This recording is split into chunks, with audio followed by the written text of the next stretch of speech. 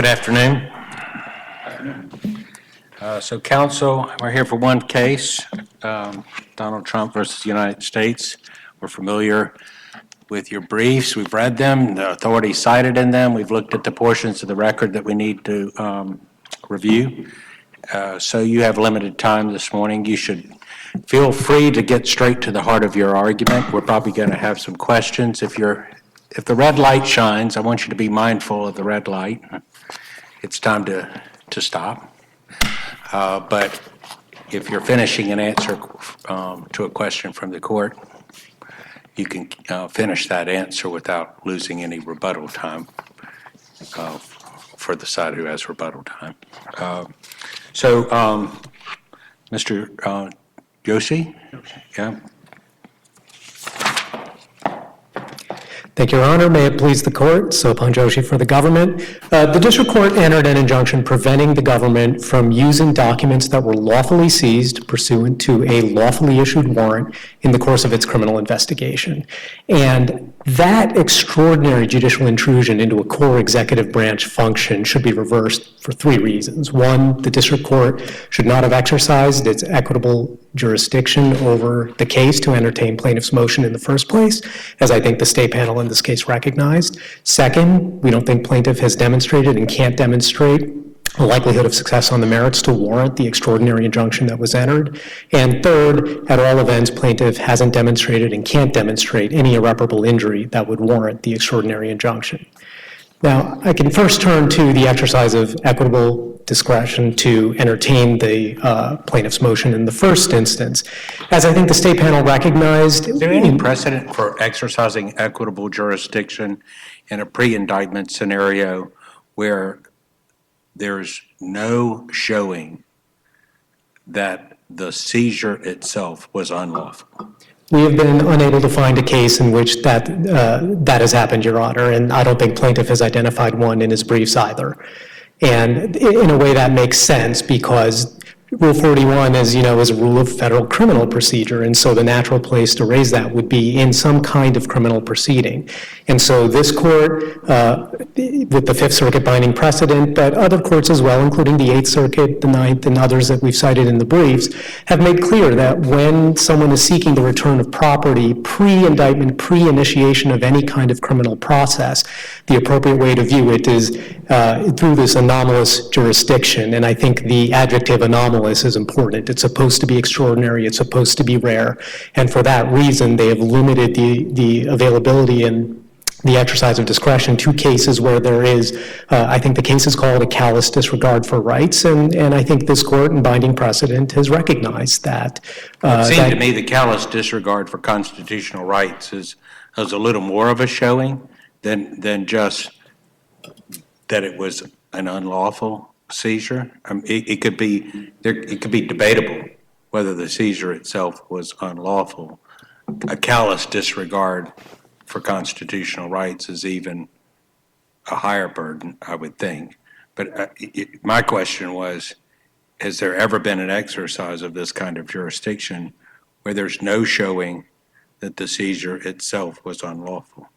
Not to my knowledge. We've been unable to find a case. Plaintiff has not cited a case, and I think that's a pretty good indication that perhaps no such case exists. Nor have we found a case in which this kind of anomalous jurisdiction was exercised where the plaintiff couldn't show a need for the return materials. Here, plaintiff hasn't even attempted to show a need for the return materials, and at all events, plaintiff now has all of the materials we see except for the classified documents. Now, granted, copies of them, but he hasn't shown any need for the return in the first place, let alone a need for the originals as opposed to the copies. He just hasn't articulated it. Can I ask you a question about the callous disregard factor? Is that, we've said that that's an important factor. Is it dispositive? Must you always show to seek this anomalous jurisdiction a callous disregard of your rights? I think that's certainly what Chapman seems to suggest, and of course that's binding on the panel. Now we recognize that other courts have looked at it and viewed it as a very, very important, perhaps the most important showing, but perhaps not dispositive. In this case, I don't think the panel needs to reach that question because Plaintiff hasn't been able to show any of the factors under Ritchie. He hasn't shown, certainly with respect to the classified documents, which I think the state panel appropriately analyzed, but even with respect to the others, he either hasn't shown a personal interest in, but even if he has not even attempted to demonstrate a need for their return, and at all events, he already has copies of them returned to him already. What level, I tend to agree that your opponent hasn't really made much of an effort to show a specific need, but what level of need, what level of specificity, and what kind of things do you think a movement would need to show, that use to show that they actually had a need for those documents? I think one of the examples that comes up in the case law or in the notes is, for example, if a third party to a criminal proceeding has a search warrant executed to seize their property, and it might be something like a business record, but they have an ongoing business concern, so they need the business records in order to keep their business going during the pendency of the investigation. That might be, even if lawfully seized, but set that factor aside, but that might be a case where you could show a need.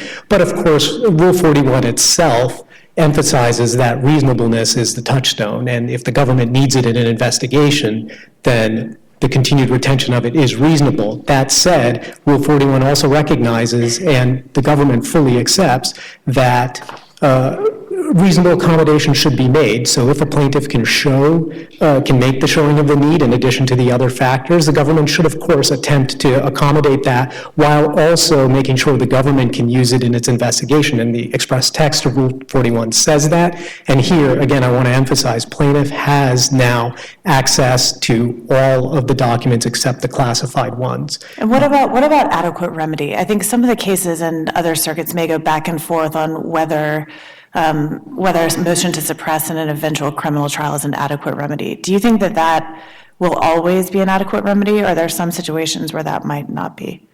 I think in a situation like this, we have to consider it an adequate remedy, because I gather that's what plaintiff wants, and some of the filings he's made, perhaps not in this brief in this court, but in some of the other pleadings, he seemed to suggest that what he wants is not really the documents back. As I said, he already has them back. What he wants is to prevent the government from using the documents.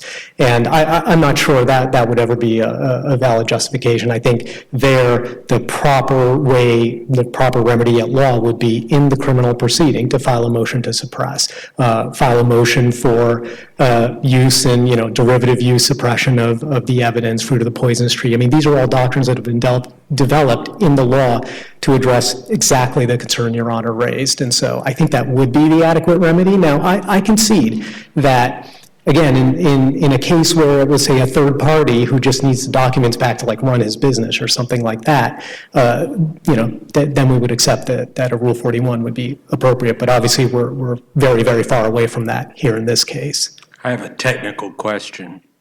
So your brief, and your reply brief especially, argued that that the proper decretal language would be that we should reverse and remand with instructions to dismiss. It seemed to me that because this is an appeal from an injunction for purposes of appellate jurisdiction, what we would do, if you're right, is we would vacate the injunction, vacate this order on the ground that there is a lack of equitable jurisdiction.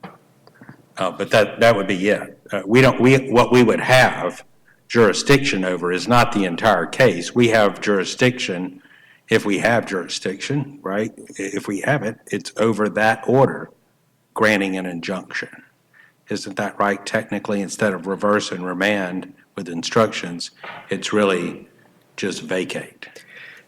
So I respectfully disagree, Judge Pryor. So obviously you do have jurisdiction, that's common ground, over the order, the September 5th order granting the injunction. Not the entire case, right? Well, so here's where I would point to Munaf against Guerin, a Supreme Court case that we cite in our brief, in which the court expressly says that on an interlocutory appeal from an injunction, the appellate court does have jurisdiction necessarily to address the merits, and if the merits are lacking, and the merits in this case includes the jurisdictional merits, Right. The appellate court has the power to evaluate the motion to dismiss, even though that ordinarily wouldn't be appealable, and not only reverse the order order under review, but remand with instructions to dismiss the case.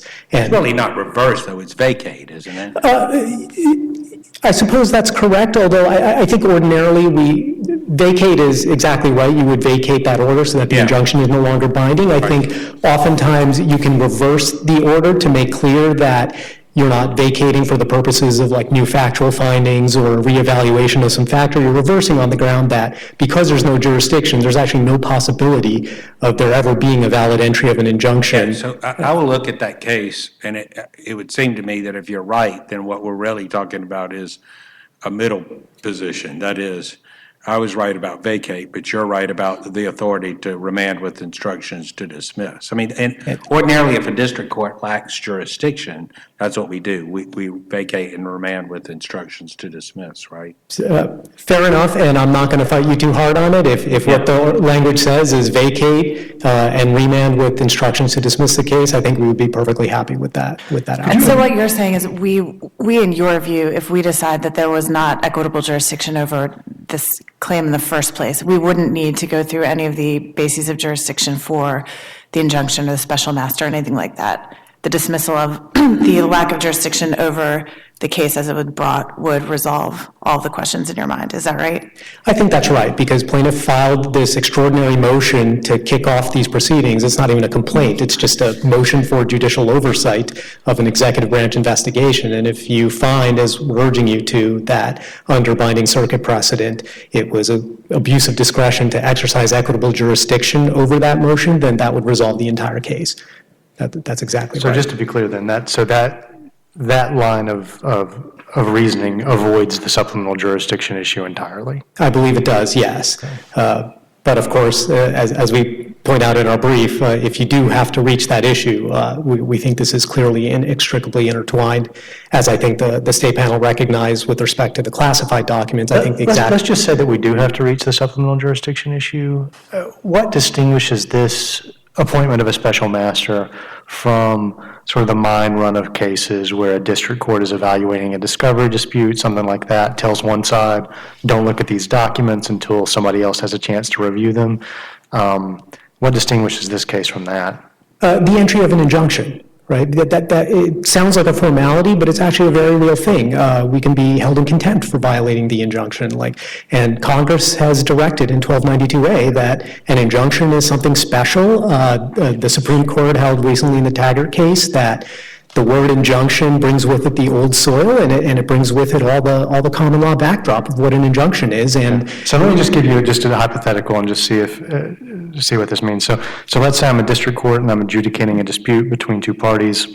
It's an intellectual property dispute, okay, just a normal civil action. And there's a disclosure, an inadvertent disclosure of documents to the defendant by the plaintiff. And I tell the defendant, don't look at these documents. You are enjoined from looking at these documents until the third-party special master that I've appointed can review these documents and determine whether you're supposed to have them at all, whether they're privileged. Is that an appealable order? if I might. Yes, you may answer. If an order is entered with an injunction and it uses that language, then yes, under the plain text of 1292A, that would be an appealable order. Okay. Thank you. You've saved 3 minutes for rebuttal. Mr. Trustee.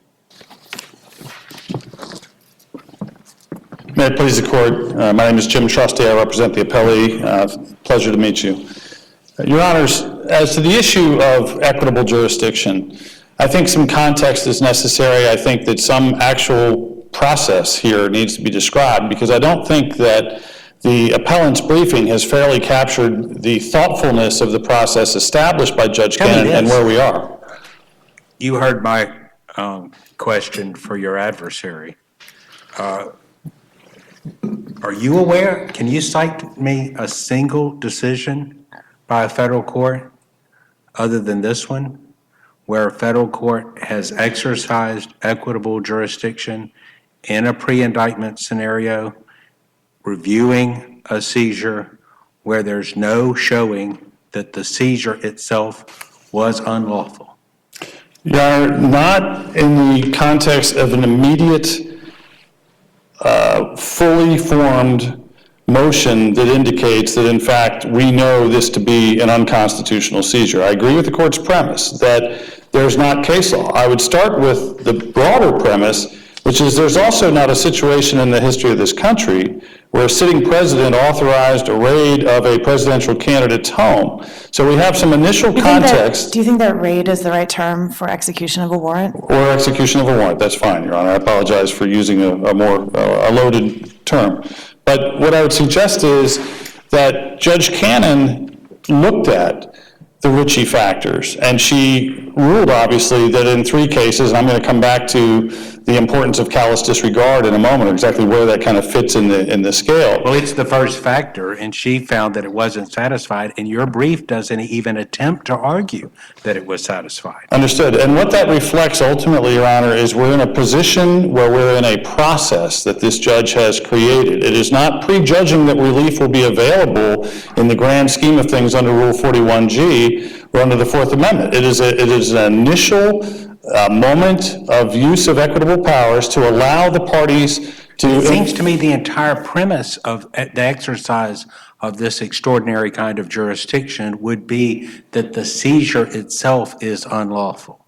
And if you can't establish that, then what are we doing here? We are in the process of establishing that, Your Honor. That's exactly what this judge has contemplated, is not immediate protective pleadings where the attorneys file things that say, we think there's a Fourth Amendment violation. So you're saying that the end object here is to establish that it was an unlawful seizure? From our perspective, and we have good reason to think that there's now evidence of unlawful seizure, by way of this being a general warrant, by way of this being something that violates the Presidential Record Act, possibly having... But you didn't establish that it was a general warrant. But, Your Honor, the point is, how could we establish these things without even having access to the documents at first? We're talking about a moment in time where Judge Cannon acted with limited discretion, with a limited use of, obviously, a limited power, to establish a process where we could fully explore it instead of filing unbased motions claiming constitutional violations. I've not understood that to be the purpose, even the purpose that you all have articulated. You've asked for a special master to review the documents for privilege. That doesn't sound like an attempt to demonstrate that the seizure was unlawful. Right. Well, it is a combination. We do not know, as we sit here today, what presentation was made by the affiant to obtain a warrant. There's still a whole universe of potential Franks-type challenges to the obtaining of this warrant from the magistrate. So we start with, yes, we exercise. There were 2,900 documents that were taken, most of which incredibly personal documents, photographs, thank you notes, birthday cards, golf shirts.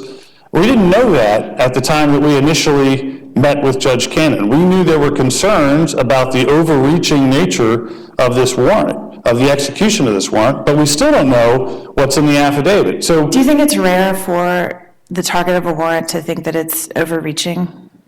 I don't think that the target's position was particularly at issue here. It's the attorneys assessing the conduct of the FBI and taking part in this unprecedented raid. Search warrant execution. And the search warrant execution, which we were not allowed to be privy to, where they said, please turn off any video that would be showing it, was something that has been accompanied with public statements of transparency. The Attorney General having an unprecedented press conference to say, I want to release the warrant and I want to release the inventory, but nothing else. And our situation as the attorneys for the president saying, are we going to file some sort of protective Rule 41 claim without actually having evidence developed, or are we going to seek a process by which there is limited judicial oversight of a Department of Justice taking part in a historical event? And what this judge decided in her use of discretion was that even in the absence of callous disregard, that did not completely control. That was not a predicate to the important use and the limited use of this anomalous power, but it was a factor. Under our precedent, was she allowed to make that decision absent a showing of callous disregard? I believe so, Your Honor. If you look at Ritchie, which firmly contemplates pre-indictment litigation to deal with either the return of property or suppression, that language is in Ritchie. If you look at Hunsaker, which basically, even in a civil context, basically says this is an available type of equitable authority, and it goes through the 4 factors established in Ritchie. There's also 11th Circuit case law. I believe the case is the 68,700 case that basically says that in the context of equity, although we look at these four factors, even they are not exclusive. And in fact, What do you make of Chapman? I think Chapman, I will say, Chapman uses the word foremost, all right? So it certainly gives some elevation to callous disregard, but it cites Hunsucker in saying that. And it even cites page 34 of the Hunsucker opinion. It says this is where we get this notion from of the elevated stature of callous disregard. You go to page 34, it's not there.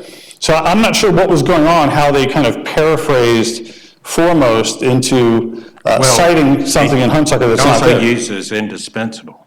Hunsucker refers to, I'm sorry, Chapman refers to the test as being indispensable, and I think later, after saying it was foremost, graduates to indispensable, like he said. I think it's a misread of Ritchie and Hunsucker for Chapman to kind of elevate it to that point. And I'm not suggesting... Does it matter? I mean, if it's our circuit precedent, it binds us. No, I understand what the court is saying. If the court has, but again, we're talking about an extreme situation with the exercise of limited equitable jurisdiction by Judge Cannon. I think the fact that Chapman overstates the law, for whatever reason, either in error or trying to make a move towards a more restrictive regime when it comes to equitable jurisdiction, I don't know. But it's clearly misstating the law when it describes Hunsucker as standing for that proposition, that it is a one and all. And there's still case law. There's no case that has ever said you can't consider other broader equitable concerns. And in fact, that's what this judge did on page 11 of her order. She rattles off 7 or 8 very genuine concerns about faith in the criminal justice system. And that's really... If you set aside, which I understand that you won't want to do, but if you do, for the purposes of this question, set aside the fact that the target of the search warrant was a former president, are there any arguments that would be different than any defendant who, or any target of a warrant who wished to challenge a warrant before an indictment?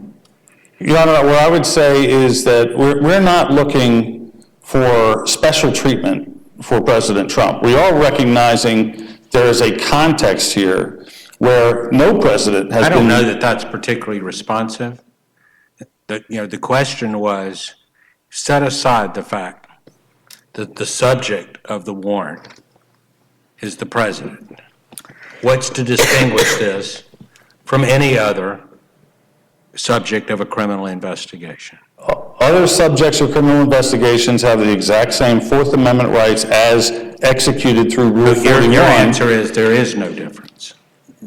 Correct. But what I would indicate is Rule 41 is the enforcement mechanism for any civilian, any citizen's Fourth Amendment complaints or violations. Now, maybe the difference in this case is that we didn't come to the table and immediately announce that we have, the following grounds for suppression. There's no real secret. We've had concerns about whether it's a general warrant. There's no real secret that we have concerns about the Presidential Records Act and that there's executive privilege documents and attorney-client It's a secret to this record. I mean, I don't see where that argument or case has been made. So for our purposes, it sounds like a secret. Your Honor, what I would indicate, and again, I think that the briefing distorts the process a little bit. This is a judge who's giving us an opportunity. She is initially creating a carve-out of limited equitable jurisdiction for us to explore whether or not there's a valid claim. The case could fizzle out in a couple of different ways. It could fizzle out with the court saying, I've seen your Rule 41 pleading, and I'm no longer exercising equitable jurisdiction because you have no claim. It could fizzle out with attorneys looking at it and saying, we are no different than anybody else in the world and we can't come up with a basis. But the problem is we have to determine when it's proper for a district court to do this in the first place, which is what we're looking at now. And the last question was one posed that makes clear that basically, other than the fact that this involves a former president, everything else about this is indistinguishable from any pre-indictment search warrant. And we've got to be concerned about the precedent that we would create that would allow any target of a federal criminal investigation to go to a district court and to have a district court entertain this kind of petition, exercise equitable jurisdiction, and interfere with the executive branch's ongoing investigation. But Your Honor, the greater context of this case, and again, it's not special treatment, it's just basic facts of where we are. This is a situation where a political rival has been subjected to a search warrant where thousands of personal materials have been taken. We can't ignore that in the context of equity, which considers certain things such as the impact on the community when it comes to their view of the criminal justice system. And again, it ignores, I understand as an endpoint, it's a concern. We don't want to open up floodgates. It's not just the end point, it's the beginning point. You know, and you've talked about all these other records and property that were seized. The problem is, you know, the search warrant was for classified documents and boxes and other items that are intermingled with that. I don't think it's necessarily the fault of the government if someone has intermingled classified documents in all kinds of other personal property. Yeah, actually, the warrant goes on to allow for authorization to search any materials in the vicinity of those commingled items.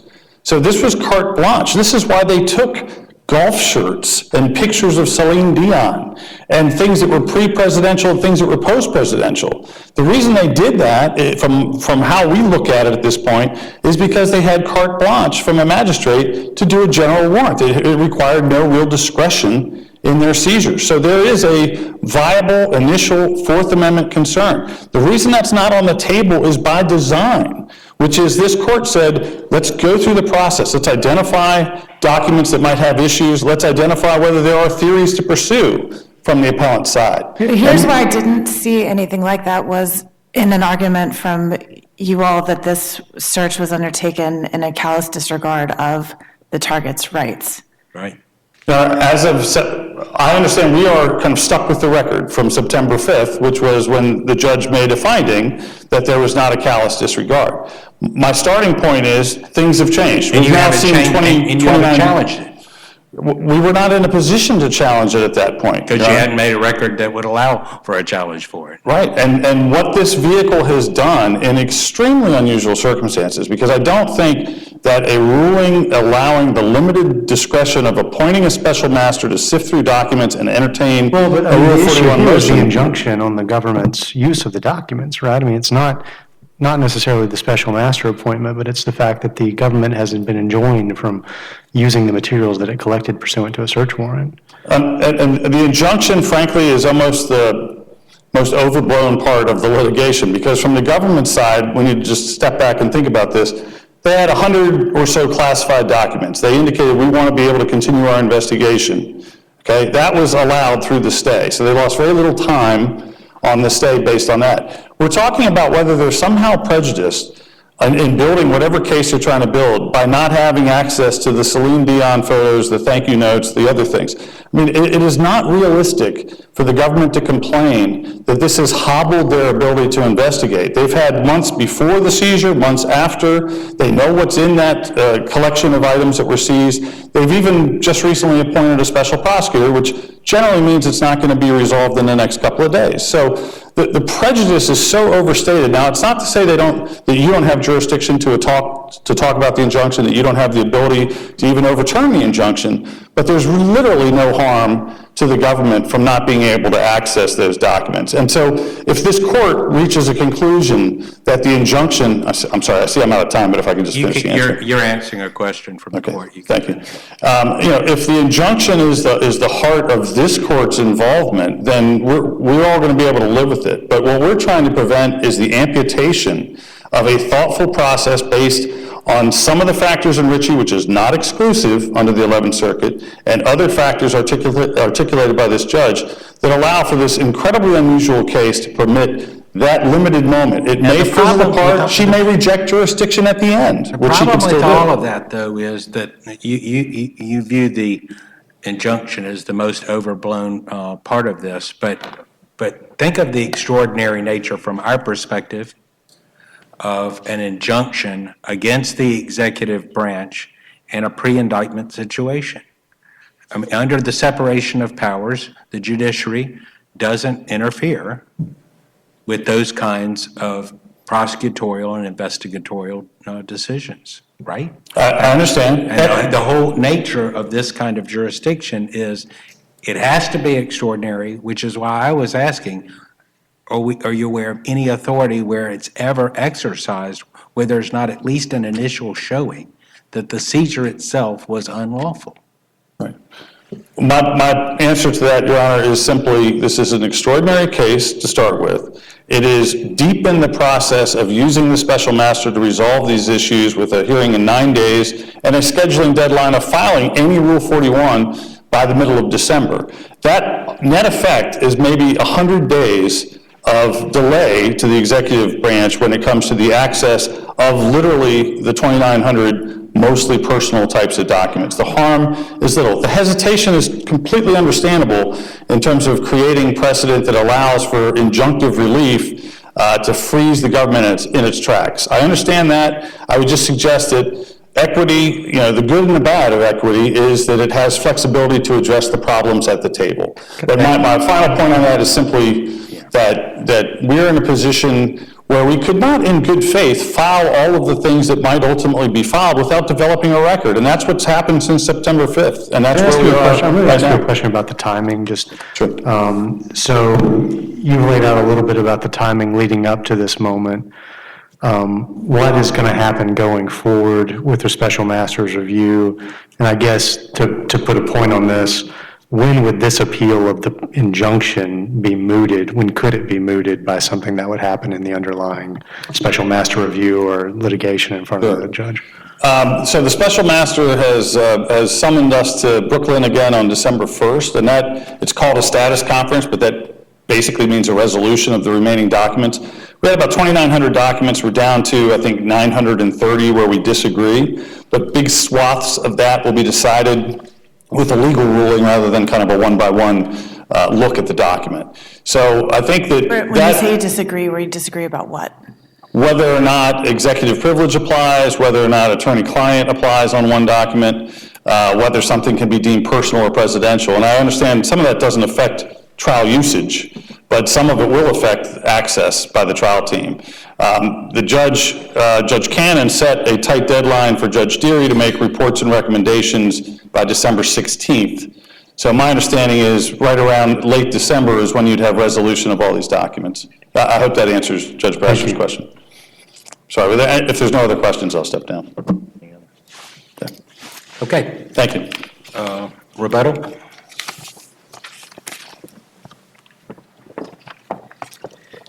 Thank you, Your Honors. Just a few very quick points. First, as to the timeline and delay, I just want to make clear that, yes, Judge Deary should be issuing his final recommendation in the middle of next month, but of course, then parties will lodge objections before the district court. Presumably, there'll be more briefing on that, perhaps an argument, then a decision, and then, of course, I assume the aggrieved party would have a strong incentive to appeal to this court, and then we'll be right back here, but that could take many, many months, and I can't do better than Justice Frankfurter in Koppeldick, in which he said, delay is fatal to the vindication of the criminal law, and I think that applies in spades over here. As far as the irreparable injury from the injunction, remember, we're on an appeal from a PI granted in plaintiff's favor, and so it was plaintiff's burden to show irreparable injury, and he is still yet to show exactly what injury he suffers from the lack of return of the documents, and as I keep emphasizing, he's had the documents, or at least copies of all of them, returned to him, except for the classified ones, of course. What do you say about the argument that your friend on the other side of the case just made about this being a general warrant? I couldn't disagree more. I know plaintiff emphasizes that he just wants judicial oversight of this, but remember, we've had judicial oversight, and we've had exactly the judicial oversight that the Fourth Amendment and the Supreme Court have called for, which is we have a neutral magistrate judge in Article 3 who reviewed the affidavit and then issued a search warrant based on that. The search warrant described the places to be searched with particularity, the office and the storage room. It described the items to be seized with particularity, and those are exactly the items that we seized. The detailed property inventory is in the record, document 116-1. It shows, 33 boxes or items that were taken, 7 from the office, 26 from the storage room, and, that's exactly what we seized. And I It just... seemed to me, I haven't had as much familiarity with the case as my colleagues here, but it seemed to me that that was also a new argument. Yes, I think that's exactly right, and that was the second point I was going to mention, is that this really has been shifting sands of the argument. I think before Judge Cannon, when the motion was filed, the initial claim was, well, attorney-client privilege in all the cases, and that's what Judge Cannon described, attorney-client privilege, and then executive privilege was introduced, even though I'm not sure why that would preclude our use of the executive branch's own use of the documents in an investigation. And then before the Supreme Court, plaintiff then described the core of the dispute is what he told the Supreme Court was whether the classified documents had been declassified. Then in this court, in his brief on appeal, for the first time we see this big dispute over the PRA, whether it's presidential or personal, which hadn't been raised before. And now today at argument, I hear about a Franks hearing, which is the first time I've heard it in these appellate papers anyway. So I think in general, this just sort of emphasizes how anomalous and extraordinary what the district court did here was. And I heard Mr. Trustee agree that there was no difference between this and other defendants. And I think that just emphasizes how the anomalous could become commonplace, and we think the court should reverse. Thank you. We are adjourned. It was well argued by both sides and very helpful. Thank you.